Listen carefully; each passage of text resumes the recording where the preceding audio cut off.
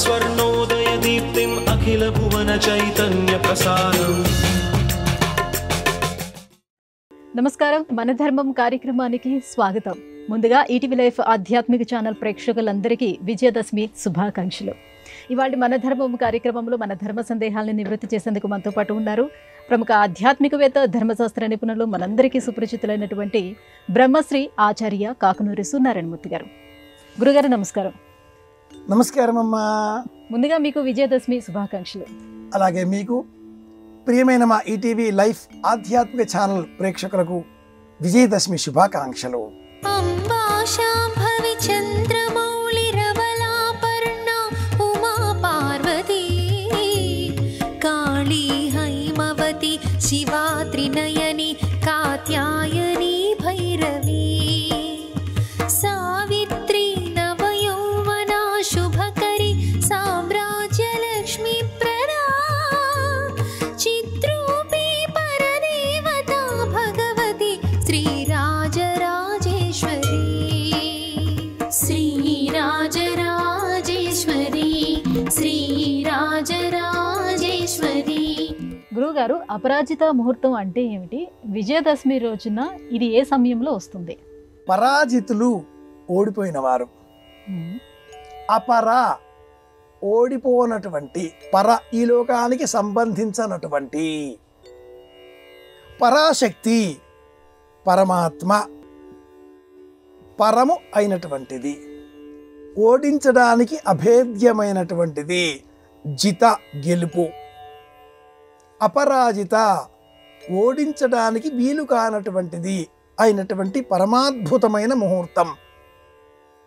ఈ సమయం విజయదశమి రోజున, అంటే ఆశ్వీజ శుద్ధ దశమి సాయంత్రం సమయంలో సూర్యాస్తమయానికి 48 నిమిషాలకు పూర్వం ప్రారంభమవుతుంది. అలాగే ప్రామాణిక వివేచనలలో సూర్యాస్తమయానికి 24 నిమిషాలు ముందు, 24 నిమిషాలు తరువాత సంధికాలంలో ఉండేటటువంటి సమయమే అపరాజిత ముహూర్త సుముహూర్త సమయం. గోధూళికా ముహూర్తం అని కూడా రోజువారీగా చెప్పే ఈ సమయాన్ని విజయదశమి నాడు అపరాజిత ముహూర్తంగా శాస్త్రం వివరించింది. మహాభారతంలో పాండవులు అజ్ఞాతవాసం చేసే నిమిత్తమై దీక్ష స్వీకరించి ధౌమ్యుని సలహా మేరకు మారుపేర్లు స్వీకరిస్తారు. ఈ మారుపేర్లు అన్నీ కూడా జయోత్సుడు, జయంతుడు, విజయుడు ఇటువంటి పేర్లతో ఉంటాయి. అలాగే మరింత సాంకేతిక సంజ్ఞా పురస్సరమైన పేర్లతో కంకుభట్టు, వలలుడు, బృహందల, తంత్రీపాలుడు, దామగ్రంథి ఇలా చెప్పుకుంటూ ఉంటాం. అపరాజిత ముహూర్త సమయానికి ఈ పేర్లకు సంబంధం ఉంది. ఈ పర్వం ప్రారంభంలో ధర్మరాజు అమ్మవారిని స్తోత్రం చేస్తాడు. తమ ఆయుధాలను జమ్మి చెట్టు కొమ్మ పైన వస్త్రంలో ముడివేసి వ్రేలాడదీసి అందరూ వినే విధంగా ఓ అసత్యాన్ని పలుకుతాడు. ఇది మా అమ్మగారి కళేబరం, స్పృశించరాదు అని చెప్పిన ఆ ధర్మరాజు వాగ్దోషం పోయే విధంగా అపరాజితాదేవిని స్తోత్రం చేస్తాడు. ఈ రోజున ఆ స్తోత్రం వినాలి, చదవాలి. అలాగే సంవత్సర కాలం పూర్తి అవుతున్న చివరి సమయంలో పాండవులు ఇక్కడే ఉన్నారు విరాట రాజ్యంలో అని తెలిసినటువంటి దుర్యోధనాదులు అపార సైన్యంతో గోగ్రహణం అనంతరం యుద్ధానికి సంసిద్ధులు కాగా ఉత్తరాకుమారుడైన ఉత్తరాకుమారుడిని రథసారథిగా పెట్టుకున్న బృహన్నల యుద్ధరంగానికి విచ్చేసి తన గాంధీవాన్ని చేతబుచ్చుకొని ఆ గాంధీవాన్ని అలా చేతపట్టి వింటి నారిని సారించడంతో ఏర్పడినటువంటి ధ్వని ప్రకంపనలు విన్న మరుక్షణం ద్రోణాచార్యుడు అంటాడు, అతడు పాండవ మధ్యముడు. భీష్ముడు అంటాడు, సింగం ఆకటితో. అద్భుతమైన పద్యం. తిక్కన్న గారి సమస్త నిర్వహణాచాతుర్యము, శిల్ప నిర్వహణాచాతుర్యం అంతా కూడా ఈ పద్యంలో ఉంది అంటారు పెద్దలు. ఆ సమయం అపరాజిత ముహూర్తం. ఒక్క బాణం వేసి పాండవ మధ్యముడైన ఈ అర్జునుడు కిరీటి సమస్త పాండవ విజయానికి ప్రతీకాత్మకంగా యావత్తు కౌరవ సేనను ఒక్క సమ్మోహనాస్త్రంతో మూర్ఛిల్ల చేస్తాడు.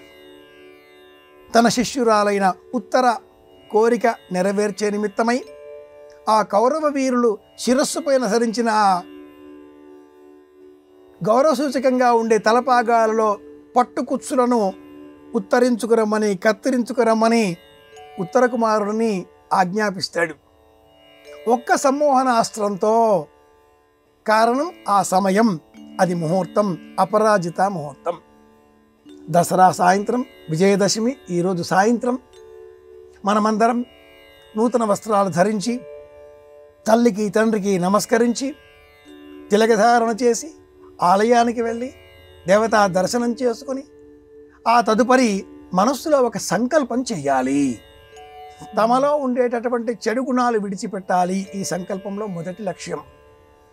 తాము చేసేది తప్పు అని తమకు తెలిసినప్పుడు ఆ వ్యసనాల బారి నుంచి మమ్మల్ని మేము రక్షించుకోవాలనుకుంటున్నాం, ఈ వ్యసనాన్ని ఈరోజు విడిచిపెడతాను, లేదా ఈ ఉద్యోగం నేను చెయ్యాలి, నేను ఈ నైపుణ్యాన్ని పెంచుకోవాలనుకుంటున్నాను, ఏదో ఒక కొత్త కోర్సు చెయ్యాలనుకుంటున్నాను, ఇలాంటి దీక్షాధారణ ఈ సమయంలో చేస్తే అమ్మ అనుగ్రహంతో ఆ దీక్ష బలీయమై సంకల్ప సిద్ధి కలుగుతుంది. పట్టిన పట్టు సాధించేటటువంటి లక్ష్య శుద్ధి ఏర్పడుతుంది. ఈ సమయం ఈరోజు సాయంత్రం అని చెప్పాలి. గురువుగారు, దసరా రోజున జమ్మి చెట్టు ఆరాధన ఎందుకు చేస్తారు? జమ్మి ఆకులను ఒకరికొకరు ఎందుకు పంచుకుంటారు? శమీ వృక్షం ఈ జమ్మి చెట్టు. జమ్మి బంగారం అని ప్రాంతాలలో కూడా పిలుచుకుంటూ ఉంటారు. ఈ జమ్మికి సంబంధించిన వృత్తాంతం కృష్ణ యజుర్వేదంలో బ్రాహ్మణంలో ఉంది.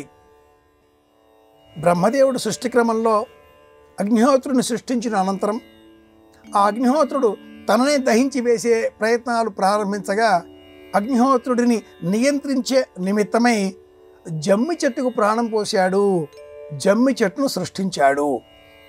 జమ్మి అపారమైన అగ్నిహోత్ర శక్తిని తనలో నిక్షిప్తం చేసుకునేటటువంటి శక్తి కలిగి ఉంటుంది. అలాంటి ఆ జమ్మి చెట్టు కొమ్మ లేదా చెక్క ముక్క, రావి చెట్టు కొమ్మ లేక చెక్క ముక్క, ఈ రెండింటినీ వినియోగించి దిగువన ఉండే చెక్క జమ్మి, పైన ఉండేటటువంటి చెక్క రావి, ఈ రెండింటి మధ్యన ఘర్షణ మనం ఏర్పాటు చేస్తే కలిగిస్తే అగ్నిహోత్రం సృష్టింపబడుతుంది. సంప్రదాయం తెలిసిన నైష్ఠికులు నేటికి అరణి అన్న పేరిట మథనం చేసి సృష్టించేటటువంటి అగ్నిహోత్రం జమ్మి చెట్టు కారణంగా. ఈ జమ్మి సమస్త స్త్రీలోకానికి, స్త్రీ ప్రపంచానికి ప్రతీక అని కూడా మనకు వైదిక ధర్మం బోధిస్తుంది. అపరాజితా శక్తికి, ప్రాణశక్తికి ప్రతీక ఈ జమ్మి. పెంచి పోషించే లక్షణం మహిళకు మాత్రమే ఉంటుంది.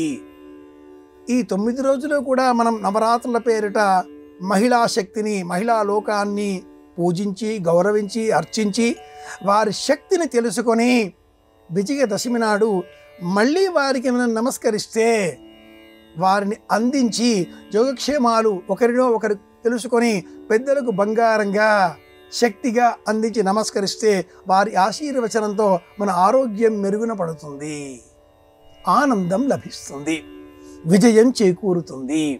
అర్జునుడు ఏ జమ్మి చెట్టు కొమ్మన బంధింపబడి ఉన్న తమ ఆయుధాలలో తనది అయినటువంటి గాంధీవాన్ని స్వీకరించి విజయం సాధించగలిగాడో అందుకు ప్రతీకాత్మకంగా ఆ జమ్మి కొమ్మనే పెద్దలకు మనం వినయపూర్వకంగా శక్తికి ప్రతీకగా అందించాలి.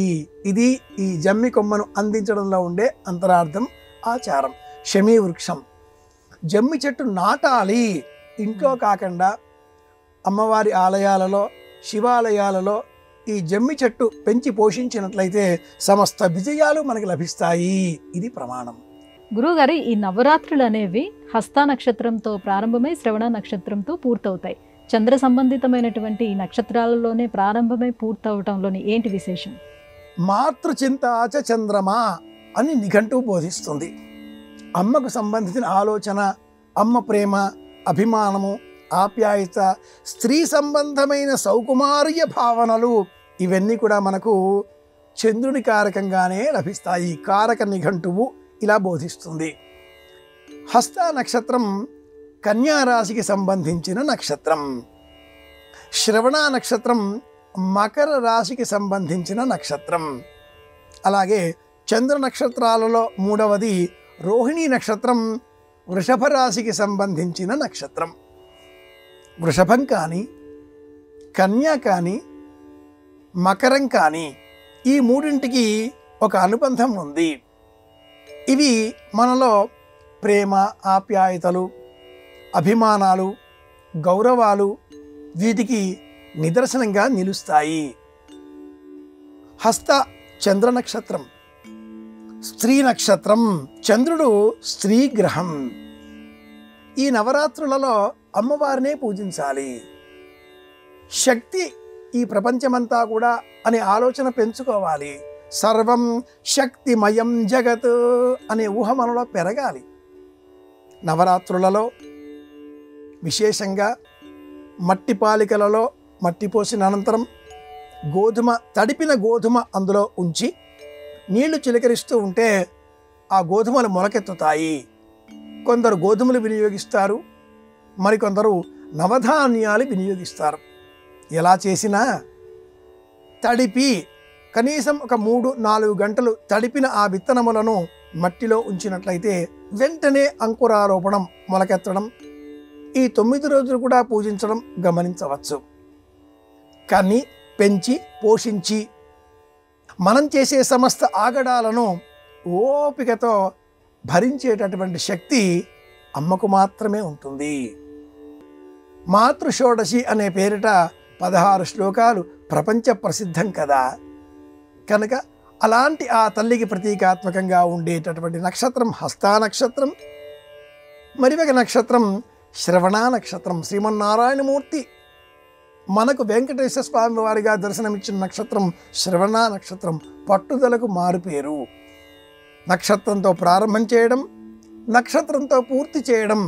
హస్త శ్రవణం ఈ రెండింటి మధ్య ఉండేటటువంటి జ్ఞానాన్ని పెంపొందింపజేసుకునేటటువంటి వ్రతం నవరాత్ర వ్రతం. కనుక అమ్మ అనుగ్రహం ఉంటే ఏదైనా సాధించగలుగుతాం. పురుషకారం రూపం. ఈ చెయ్యి పురుషకారం అనుకుంటే ఈ చేతి ద్వారా ఒక పని చేయగలుగుతున్నాను. ఆ పని చేసే సమయంలో శక్తి వినియోగింపబడుతున్నది.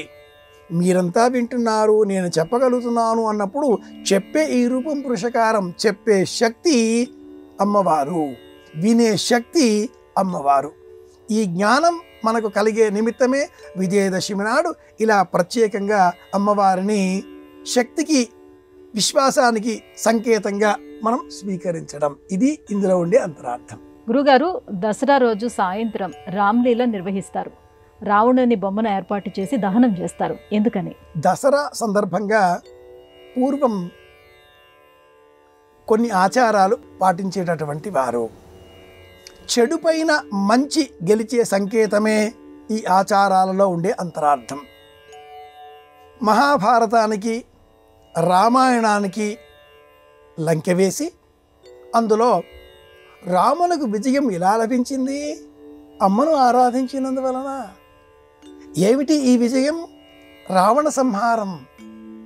సంపూర్ణమైన రామాయణాన్ని రామలీల ద్వారా నాటక రూపంగా నటింపజేస్తూ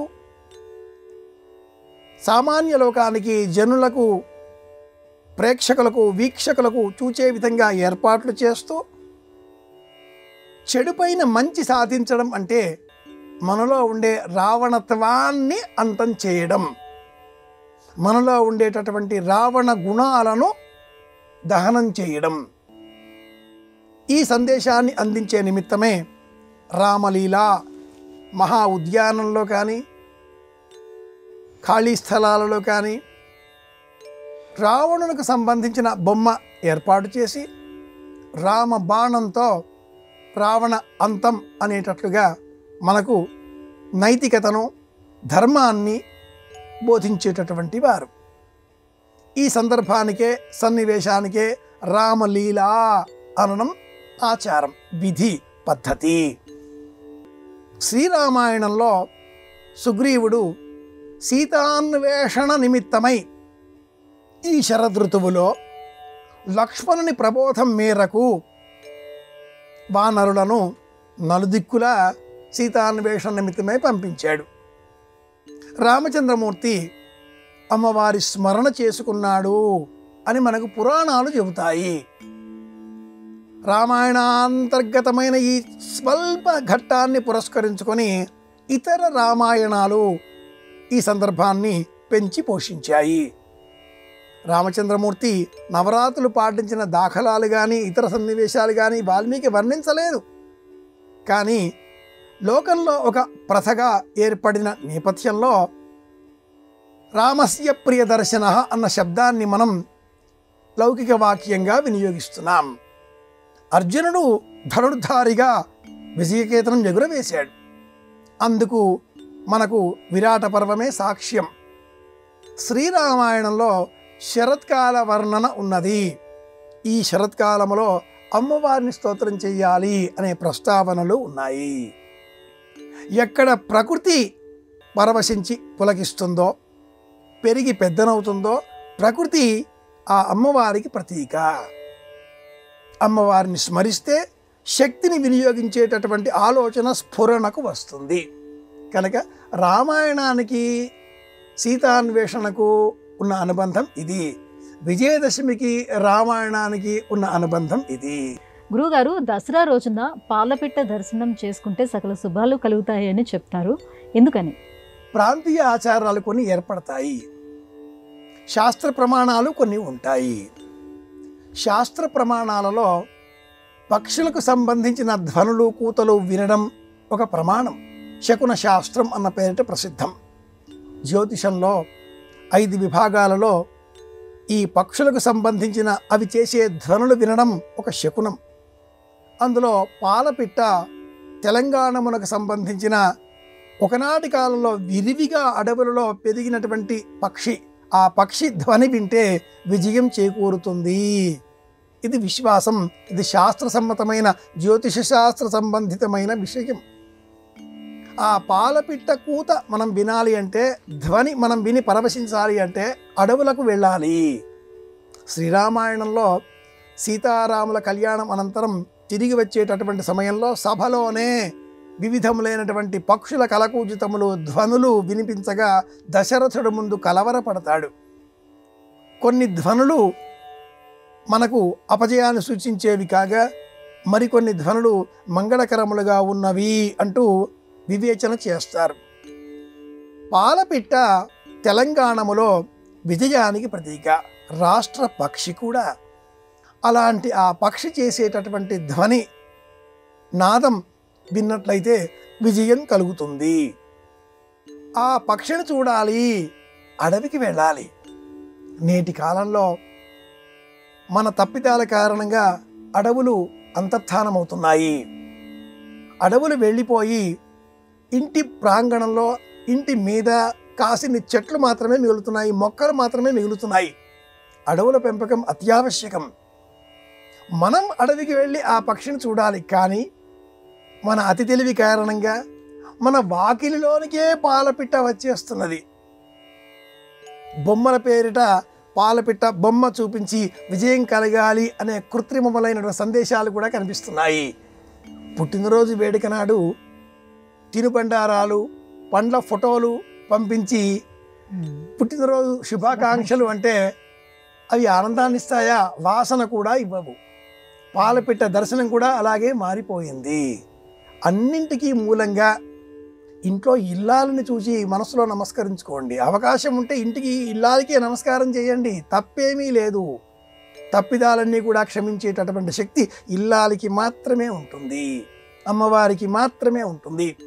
పాలపిట్ట కావచ్చు, మనం చేసేటటువంటి సమస్తములైన ఆచారాలు కావచ్చు, అన్నింటికీ కూడా గృహమే కదా స్వర్గసీమ. ఎల్లారు ఆ ఇంటికి సాక్షాత్తు అపరాజితాదేవి, లలితా మహాశక్తి.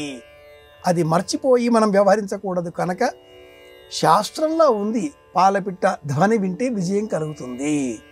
ఇంట్లో ఇల్లాలి మాట వింటే కూడా విజయం కలుగుతుంది కదా. ఇలా నేర్చుకుందాం. గురువుగారు, ఈరోజు విజయదశమితో పాటుగా మరో విశేషం కూడా ఉంది, అదే మధ్వాచార్య జయంతి.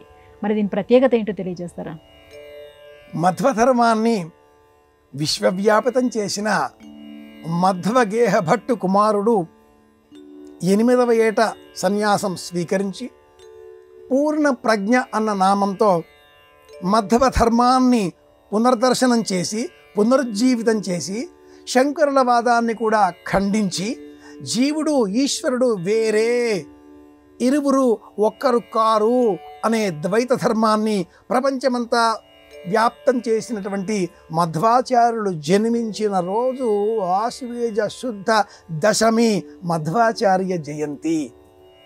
ఒకానొక కుగ్రామంలో ఉడిపికి దగ్గరి క్షేత్రంలో 1238వ సంవత్సరంలో మధ్వగేహ భట్టు అనే ఆ వ్యక్తికి కుమారుడిగా జన్మించిన మధ్వాచార్యులు చిన్నతనంలోనే ఉపనయనం సమస్త విద్యలను అభ్యసనం చేసి సన్యాస దీక్ష స్వీకరించిన నేపథ్యంలో తనదైనటువంటి ఒక మహాత్మ్యాన్ని చాటి చెప్పి ఉన్నాడు.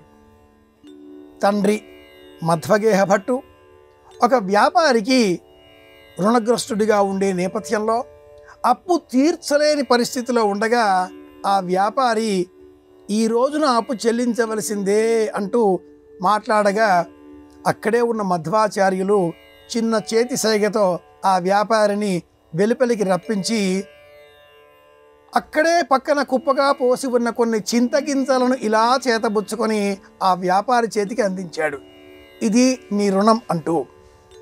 ఆ వ్యాపారి తన చేతిలో ఉండే ఆ చింతగింజలను ఇలా చూడగా అవి బంగారు నాణెములుగా మారిపోయాయి. అది మధ్వాచార్యుల పూర్ణ ప్రజ్ఞ. తన పరాక్రమంతో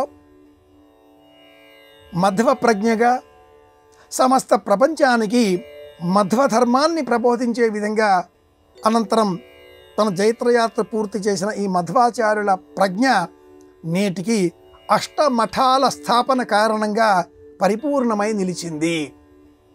అష్టమఠాల నిర్వహణలోనే నేటికి ఉడిపి శ్రీక్షేత్రం ఉండడం ఒక విశేషం.